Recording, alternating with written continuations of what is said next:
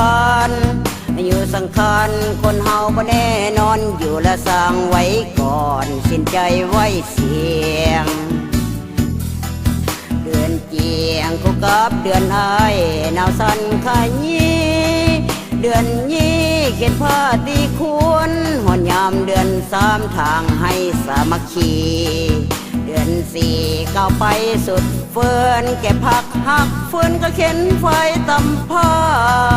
เดือนห้าจุดให้ลาเป็นดีข้าวโพดสาลีกระเทียมพร้อมปลูกลงเดือนหกข้าไทยเตรียมพร้อมจะนำมาใส่กระทำหน้าปีใหม่เดือนเกตตกกาใส่นาก็เกียรติศึกษาห้องว่าสมเสยเดือนแปดเริ่มเข้าดำนาผู้ป่าห่างเหินหนีจากน้ำเก่าเดือนเก้ากิดข้าวเมาให้ดอน้ำแข็งเต็มล้อก็ห่วยห้องของบึงเดือนสิบลมพัดยอดเขาคือเสียงคำเว้าก็เสียงสาวคุยเบาเดือน11เริ่มเข้าหน้าหนาวผู้ป่ากับเต้าก็ลองซ้อนลองใส่ยับกับไก่แม่นเดือน12ลมพัดต้องกระเบิกบานเกี่ยวเข้า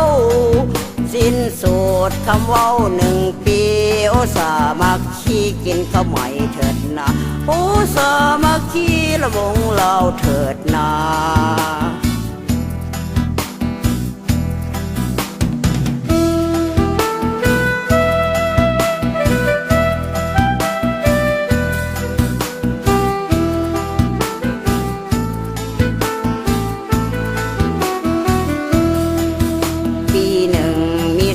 12 เดือนแต่ละเดือน30 วันละพันอยู่สังขารคนเฮาบ่แน่นอนอยู่และสร้างไว้ก่อนสิ้นใจไว้เสียงเดือนเจียงคู่กับเดือนไอหนาวสั่นขยี้เดือนยี่เขียนผ้าตีควรหอนยามเดือนสามทางให้สามัคคีเดือนสี่ก้าวไปสุดเฟินแก่พักหักเฟินก็เข็นไฟตำผ้าเดือนห้าจุดให้ลาเป็นดีข้าวโพดสาลีกระเทียมพร้อมปลูกลงเดือนหกข้าไทยเตรียมพร้อมจะนำมาใส่กระทำหน้าปีใหม่เดือนเกตตกกาใส่นาก็เกียรติศึกษาห้องว่าสมเสยเดือนแปดเริ่มเข้าดำนาผู้ป่าห่างเหินหนีจากน้ำเก่าเดือนเก้ากิดข้าวเมาให้ดอน้ำแข็งเต็มล้อก็ห่วยห้องของบึงเดือนสิบลมพัดยอดเขาคือเสียงคำเว้าก็เสียงสาวคุยเบาเดือน11เริ่มเข้าหน้าหนาวผู้ป่ากับเต้าก็ลองซ้อนลองใส่ยับกับไก่แม่นเดือน12ลมพัดต้องกระเบิกบานเกี่ยวเข้าสิ้นสุดคำเว้า1 ปีโอสามัคคีกินข้าวใหม่เถิดนะโอสามัคคีละวงเราเถิดนา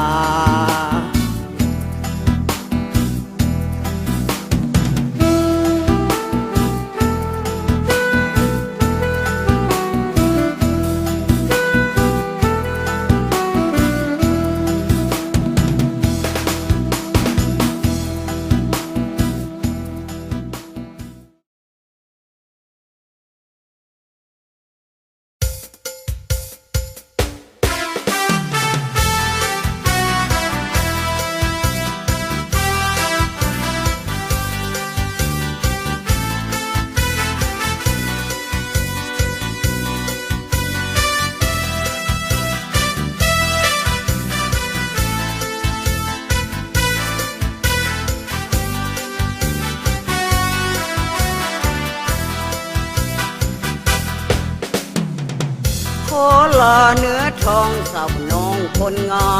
มสาวสารคามคนงามมีสื่อทอนคำสาวบ้านน้องบนงามงอนแต่ใจเจ้าด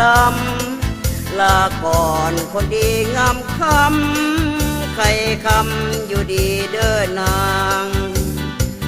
ลาสาวจันหอมดอกกระยอมของเมืองเวียงจันทน์สาวมานิวันผู้ทอนแสงจันทร์แอวบางลาน้องไปก่อนมานิวันนวลน้องคนงามเข้มพรในต้องไกลห่างนวลนางจงคอยอยู่ดี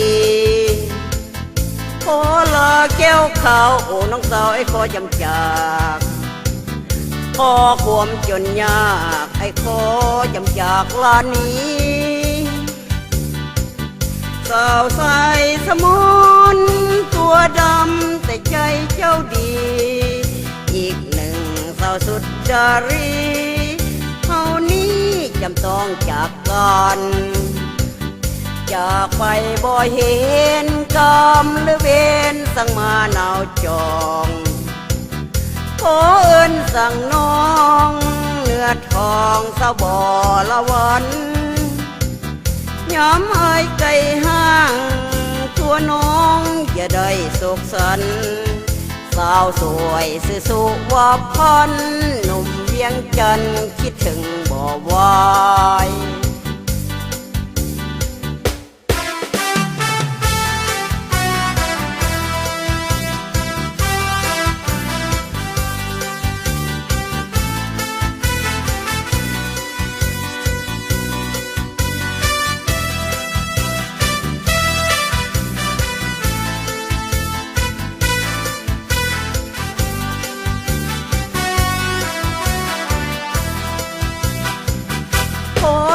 แก้วขาวโอ้น้องสาวไอ้ขอจำจา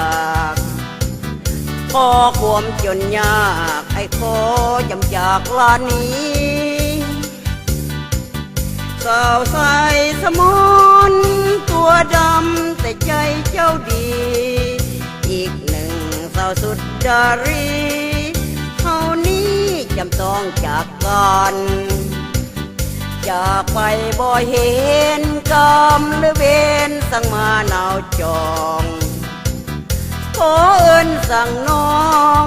เนื้อทองสาวบ่อละวันย้ำไอ้ไก่ห้างตัวน้องอย่าได้โศกสันสาวสวยสื่อสุวาพันหนุ่มเวียงจันทน์คิดถึงบ่ไหว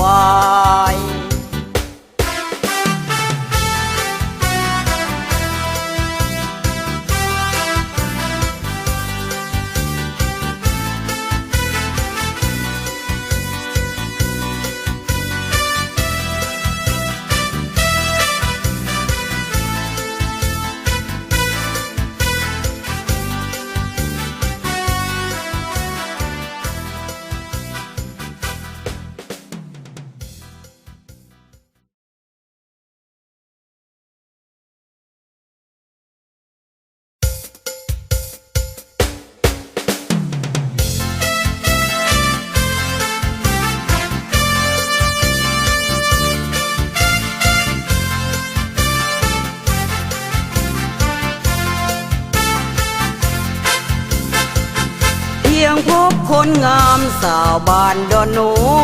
นคิดว่ามีบุญ